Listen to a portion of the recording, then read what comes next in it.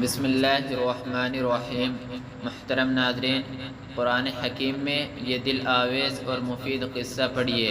اللہ تعالیٰ فرماتا ہے، سلیمان نے پرندوں کا جائزہ لیا اور کہا، کیا بات ہے کہ میں فلاں ہدہد کو نہیں دیکھ رہا ہوں؟ کیا وہ کہیں غائب ہو گیا؟ میں اسے سخت سزا دوں گا یا اسے ذبح کر دوں گا، ورنہ اسے میرے سامنے معقول وجہ پیش کرنا ہوگی۔ کچھ زیادہ دیر نہ گزری تھی تو اس نے کہا، میں نے وہ معلومات حاصل کی ہے جو آپ کے علم میں نہیں ہے۔ میں سبا قوم کے متعلق یقینی اطلاع لے کر آیا ہوں۔ میں نے وہاں ایک عورت دیکھی جو اس قوم کی حکمران ہے۔ اس کو ہر طرح کا سر و سامان بخشا گیا ہے اور اس کا تخت بڑا عظیم الشان ہے۔ میں نے دیکھا کہ وہ اور اس کی قوم اللہ کی بجائے سورج کے آگے سجدہ کرتی ہے۔ شیطان نے ان کے اعمال ان کے لیے خوشنما بنا دیے اور انہیں شاہراہ سے روک دیا۔ اس وجہ سے وہ یہ سیدھا راستہ نہیں پاتے کہ اس اللہ کو سجدہ کرے جو آسمانوں اور زمین کی پوشیدہ چیزیں نکالتا ہے اور وہ سب کچھ جانتا ہے جسے تم لوگ چھپاتے اور ظاہر کرتے ہو۔ اللہ جس کے سوا کوئی معبود حقیقی نہیں، جو عرش عظیم کا رب ہے۔ سلیمان نے کہا، اب ہم لوگ دیکھ لیتے ہیں کہ تو نے سچ کہا ہے یا تو جھوٹ بولنے والوں میں سے ہے۔ میرا یہ خط لے جا اور ان سے ان لوگوں کی طرف ڈال دے، پھر الگ ہٹ کر دیکھ کہ وہ کیا رد عمل ظاہر کرتے ہیں۔ ملکہ نے کہا، اے اہل دربار، میری طرف ایک بڑا اہم خط بھیجا گیا ہے۔ وہ سلیمان کی جانب سے ہے اور اللہ رحمان و رحیم کے نام سے شروع کیا گیا ہے۔ پیغام یہ ہے کہ میرے مقابلے میں سرکشی نہ کرو اور مسلم ہو کر میرے پاس حاضر ہو جاؤ۔ ملکہ نے کہا، اے سرداران قوم، میرے اس معاملے میں مجھے مشورہ دے۔ میں کسی معاملے کا فیصلہ اس وقت کرتی ہوں جب تم حاضر ہوتے ہو۔ انہوں نے کہا، ہم طاقتور اور لڑنے والے لوگ ہیں، آگے فیصلہ آپ کے ہاتھ میں ہے۔ آپ خود دیکھ لے کہ آپ نے کیا حکم دینا ہے۔ ملکہ نے کہا، بادشاہ جب کسی ملک میں گھس آتے ہیں تو اسے خراب اور اس کی عزت والوں کو ذلیل کر دیتے ہیں۔ یہی وہ کچھ کیا کرتے ہیں۔ میں ان لوگوں کی طرف ایک تحفہ بھیجتی ہوں، پھر دیکھتی ہوں کہ میرے ایلچی کیا جواب لے کر واپس آتے ہیں۔ جب وہ یعنی ملکہ کا سفیر سلیمان علیہ السلام کے یہاں پہنچا تو اس نے کہا، کیا تم لوگ مال سے میری مدد کرنا چاہتے ہو؟ جو کچھ اللہ نے مجھے دے رکھا ہے وہ اس سے بہت زیادہ ہے جو تمہیں دیا ہے، بلکہ تمہارا تحفہ تمہیں مبارک ہو۔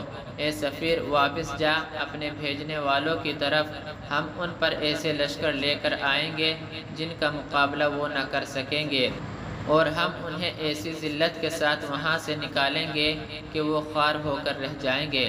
سلیمان علیہ السلام نے کہا، اے اہل دربار، تم میں سے کون اس کا تخت میرے پاس لائے گا؟ پہلے اس سے کہ وہ لوگ مطیع ہو کر میرے پاس آئے۔ جنوں میں سے ایک طاقتور دیو ہیکل نے عرض کیا، میں اسے آپ کے پاس لاؤں گا۔ پہلے اس سے کہ آپ اپنی جگہ سے اٹھے، میں اس کی طاقت رکھتا ہوں اور امانت دار ہوں۔ جس کے پاس کتاب کا علم تھا اس نے کہا، میں آپ کی پلک جھپکنے سے پہلے اسے آپ کے پاس لائے دیتا ہوں۔ جب سلیمان علیہ السلام نے وہ تخت اپنے پاس رکھا ہوا دیکھا، وہ پکار اٹھا، یہ میرے رب کا فضل ہے تاکہ وہ مجھے آزمائے کہ میں شکر کرتا ہوں یا کفران نعمت کرتا ہوں۔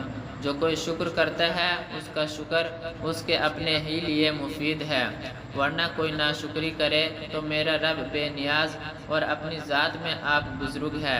سلیمان علیہ السلام نے کہا، انجان طریقے سے اس کا تخت اس کے سامنے رکھ دو، ہم دیکھتے ہیں کہ وہ صحیح بات تک پہنچتی ہے یا ان لوگوں میں سے ہے جو راہ راست نہیں پاتے۔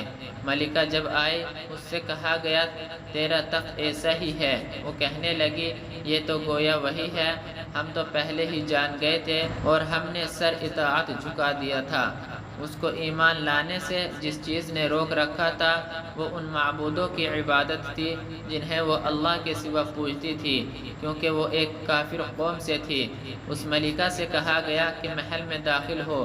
اس نے جو دیکھا تو سمجھی کہ پانی کا ایک حوض ہے اور اس میں اترنے کے لیے اس نے اپنے پائچے اٹھا لیے۔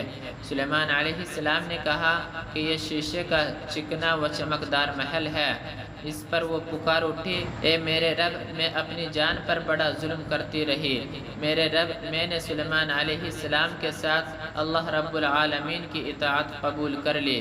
محترم ناظرین، یہود نے سلیمان علیہ السلام کی طرف ایک ایسی بات منسوب کر دی جو کسی توحید پرست مومن کے لیے مناسب نہیں تھی۔